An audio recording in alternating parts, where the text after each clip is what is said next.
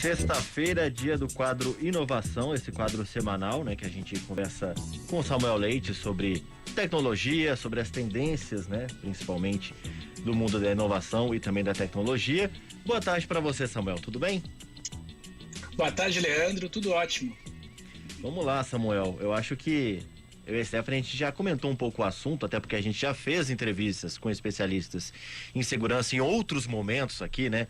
Em outros meses, enfim, ao longo da existência do estúdio CBN, mas eu acho que é importante a gente falar, né? Essa chamada que eu fiz aqui pro seu quadro falando das tendências, infelizmente os criminosos também estão ligados nessas tendências, né? Porque estão sempre atualizando uma nova forma de golpe, né, Samuel? Estão sempre inovando.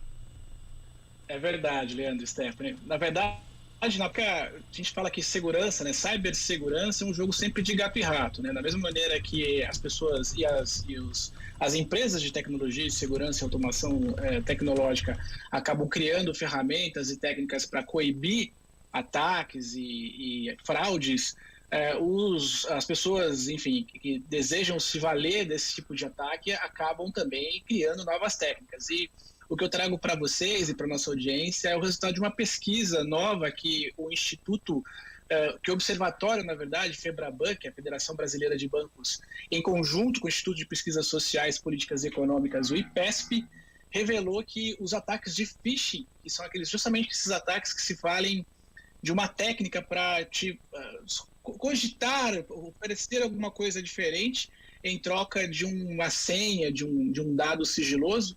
E esses ataques que a gente atualmente recebe nos nossos e-mails e nas nossas redes sociais aumentaram mais de 100% agora durante a pandemia.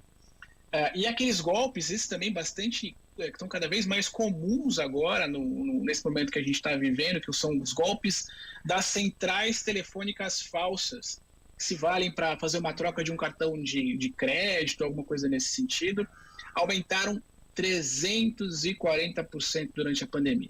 Antônio Lavareda, que é o presidente do Conselho de Ciências do Instituto de Pesquisas Sociais, o IPESP, que é responsável por essa pesquisa, revelou também um dado bastante alarmante. Cerca de 91% dos entrevistados avaliam que se sentem ainda mais inseguros em relação a tudo isso que a gente vem vivendo nos últimos 12 meses.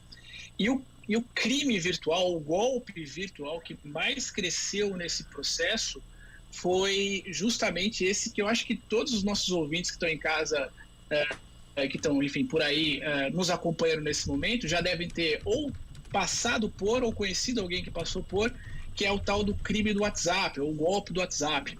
Aquele que a pessoa se vale de um amigo, de um parente, de alguém próximo para eventualmente te pedir um depósito em dinheiro, enfim, para cobrir uma despesa, uma dívida. E esse tipo de crime aumentou mais de 43% agora, recentemente, durante a pandemia. Um outro dado bastante interessante dessa pesquisa, que também eleva o sentimento de vulnerabilidade das pessoas, é que nos últimos tempos, cerca de 12 meses, tem dúvida em relação à sua privacidade. A gente perdeu por questão de segundos, né, Stephanie? Perdemos aí o áudio, mas voltou logo em seguida. A gente conseguiu entender o que você estava passando. Então, por favor, continue, não quero te atrapalhar. Vai lá. Não, perfeito. Eu estava me referindo à questão do vazamento de dados, que é a questão, sobretudo, da segurança de informação que a gente vem cada vez mais sofrendo, né? Por exemplo, a gente passou recentemente agora, no começo do ano, por um forte vazamento de dados. Para a gente relembrar, foram mais de 227 milhões de brasileiros, né, que tiveram seus dados vazados nesse último grande ataque. Então, o pessoal da FEBRABAN e especialistas na internet separaram algumas dicas que a gente vai dividir com vocês aí, nossos ouvintes, para evitar esse tipo de situação. A primeira é ficar sempre atento às URLs. O URL é o endereço do site que você acessa.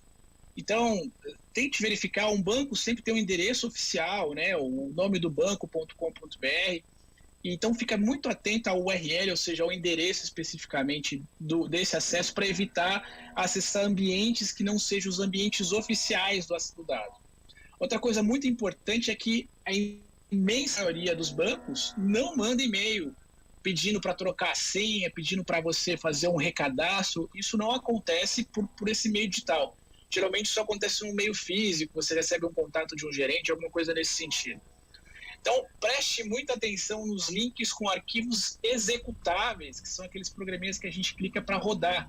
Esses links, na imensa maioria das vezes, contêm arquivos maliciosos. E esses arquivos acabam contaminando o teu ambiente de trabalho e roubando os seus dados eletrônicos. Outra coisa muito interessante que surgiu nessa pesquisa, que é uma dica bastante boa, é desconfie. Quando a esmola é demais, alguma coisa está errada. Então, uma promoção incrível, um desconto de 98% de desconto, dificilmente vai existir. Então, investigue bastante para que isso não aconteça. E, por fim, uma dica muito importante para quem usa celular é habilite a ativação do segundo fator de autenticação, que é aquele recurso que, além da senha, te manda um SMS, te manda alguma outra informação para você validar que é você mesmo que está ali do lado, para evitar que os seus dados sejam roubados. Um exemplo disso que a gente falou, né, sobre essa inovação, infelizmente, né, dos criminosos, dessas tendências, principalmente na pandemia, né, essa mudança, inclusive, do comportamento desses criminosos, é que a gente falava de coisas básicas um tempo atrás, né, Samuel, anos atrás, do tipo, troque as senhas, não tem a mesma senha, a senha tem que ser um pouco mais elaborada. Hoje a gente fala disso, mas também traz outras dicas muito mais importantes e atuais. Então a coisa realmente, como você falou, é um jogo ali de caça, né, entre gato e rato. É verdade. E a gente, infelizmente, tende a caminhar para coisas ainda mais sofisticadas, Leandro, como, por exemplo, ataques de biometria, né? Pessoas se valendo de usar os seus dados biométricos para poder acessar algum conteúdo e, segundo o pessoal da Febraban e dos especialistas que a gente consultou para fazer esse conteúdo, isso já está sendo, de alguma forma, testado para evitar que crises e danos maiores para o usuário sejam recorrentes.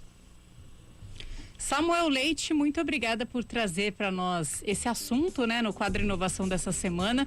A gente aproveita para desejar um ótimo fim de semana para você. Semana que vem estamos de volta, né? Sexta-feira. Obrigado, Stefano. Um ótimo final de semana para você, para o Leandro e para todos os nossos ouvintes. Bom fim de semana e até sexta.